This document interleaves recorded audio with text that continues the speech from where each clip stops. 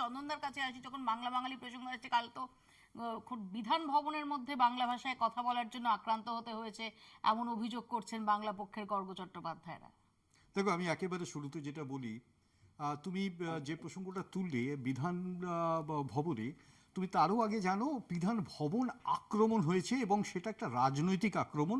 এবং আমি বারবার একটা কথা বলি যে কংগ্রেস এই ডিভিশনের মধ্যে নেই। আমি বারবার বলি, যেখানে শুধু বাংলা কেন, কোথাও যদি তামিল, কোথাও যদি বিহার, কোথাও যদি হিন্দি সেটা আক্রান্ত হয়, তার বিরুদ্ধেও কংগ্রেস। আমি তোমাকে প্রথমে একটা কথা বলে নিই, আমরা সম্ভবত, তোমার রেকর্ডও বলবে, যে যখন বাঙালি বিভিন্ন জায়গাতে আক্রান্ত হয়েছে, প্রথম কলকাতার রাজপথে প্রতিবাদ মিছিল আমরা করি এবং আমরা সিএমকে বলি যে আপনি দয়া করে রাজনীতির বাইরে আসুন, কেন্দ্রীয় মন্ত্রী যারা তারাও আসুন, একটা মিউচুয়ালি আসুন, একটা ফ্যাক্ট ফাইন্ডিং মিশন তৈরি করুন, প্রেশার তৈরি করুন, যেখানে কেন্দ্র এবং রাজ্যের কোঅপারেশন থাকবে, যাতে একটা ভাষা কখনো মেরুকরণের নতুন রাজনীতির সমীকরণ না হয়ে দাঁড়ায়। যেটা আমরা দেখেছি ধর্মের সমীকরণ 2021-এ, 26-এ যেন ভাষাটাকে ঘিরে অন্তত মেরুকরণ না হয়।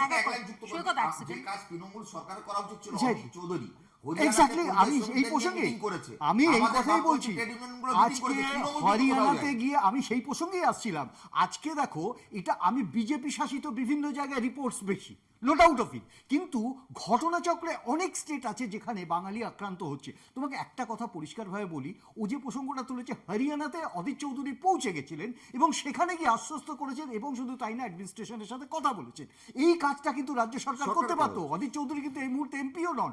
সুতরাং আমি যেটা বলতে চাই সেটা হচ্ছে, রাজনৈতিক একটা সমীকরণ আবার তৈরি করার চেষ্টাটা, গতকালকে গর্গ চ্যাটার্জি আমাদের প্রদেশ সভাপতির সাথে দেখা করতে গিয়ে যে সমীকরণটা তৈরি করবার চেষ্টা করেছেন, আমি পরিষ্কার দর্থহীন ভাষায় তোমাকে বলে গেলাম, গর্গকে আমি চিনি, তুমিও জানো, ঘটনা চক্রে ও যে বিবৃতি দিয়েছে সেটা ভ্রান্তমূলক বিবৃতি, রাজনৈতিকরণের বিবৃতি। আমি পরিষ্কারভাবে বলছি, আমি অন্য কোনো জায়গায় যাচ্ছি না।